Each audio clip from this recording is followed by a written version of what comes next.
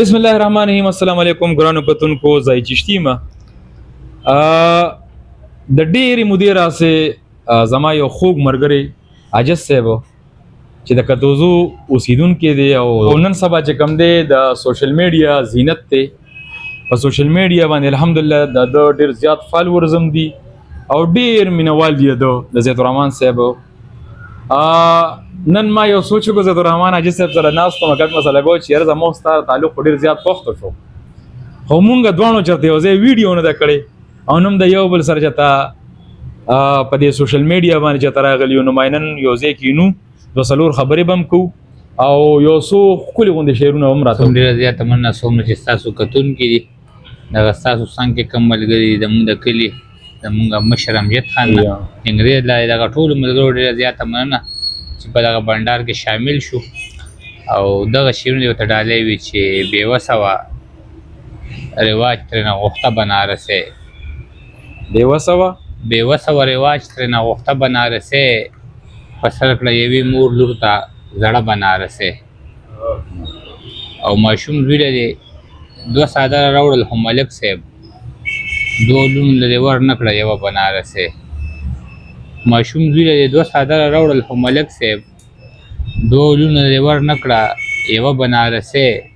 او په مرګ به هم د خپلې نظریې نه وروستو نه شم، په مرګ به هم د خپلې نظریې نه وروستو نه شم، په کټ په مې خوره وي تکه سره بنارسۍ. په مرګ به هم د خپلې نظریې نه وروستو نه شم، په کټ په مې خوره وي تکه سره بنارسۍ. او لوګو کې عطر ګډ دي د سوري نوم دې ورک شي، دې کور کې چاسېدلې د تازه بنارسۍ. او یا دغه دو درې شعرونه نور چې هېڅوک د لاسه نه راکوي یاره په کوټه کې، هېڅوک د لاسه نه راکوي یاره په کوټه کې، تصویر د سړګی و هم بیواره په کوټه کې. او یو خوم دی لږ غنم دی درې څلور زاړه کټونه، یو خوم دی لږ غنم دی درې څلور زاړه کټونه، ته څه ګورې زمونږ کره سالاره په کوټه کې. ډېر زبردست.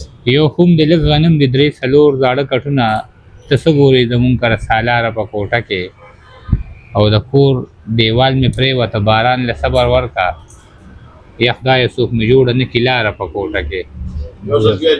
د کور دیوال مې پرېوته باران له صبر ورکه، یا خدایه څوک مې جوړه نه کړي لاره په کوټه کې.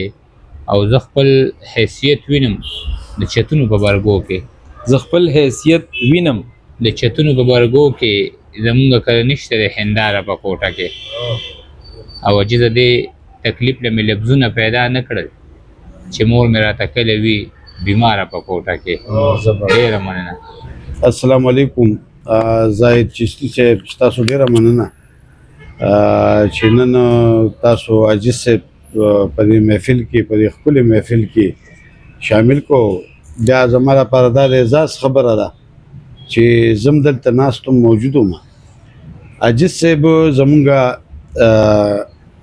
یو داسې کشر دی چې زه ووایم نو کتوزی مټه کتوزی یو ډېر تاریخي کلي دي او د هغې په مختلفو دغو کې ډېر لوی تاریخ دی. خو زه وایم چې کله هم تاریخ لیکلی کېږي د کتوزو نو عاجز صاحب به نوم په هغې کې خامخا راځي. او عاجز صاحب چې دی نو زما په خیال چې د کتوزو دا نوم په دې نړۍ کې یوازې دا نه چې په دې چارسده یا دغه کې په دې نړۍ کې هغه دومره خور کړ چې خلک خواهش لري چې مونږ عاجز صاحب ووینو، یو کتوزی هم ووینو چې عاجز صاحب یې پیدا کړی. نو مونږ د عاجز صاحب ډېر زیات مشکور یو چې عاجز صاحب د هغه پوهې د هغه شاعرۍ مونږ له یو ښکلا راکړه، یو پېژندګلوی راکړه. او په ټوله نړۍ کې لکه چې هر ځای ته مونږ ځو په هر علاقه کې مونږ یو نو ړومبې زمونږ نه د عاجز صاحب تپوس کېږي.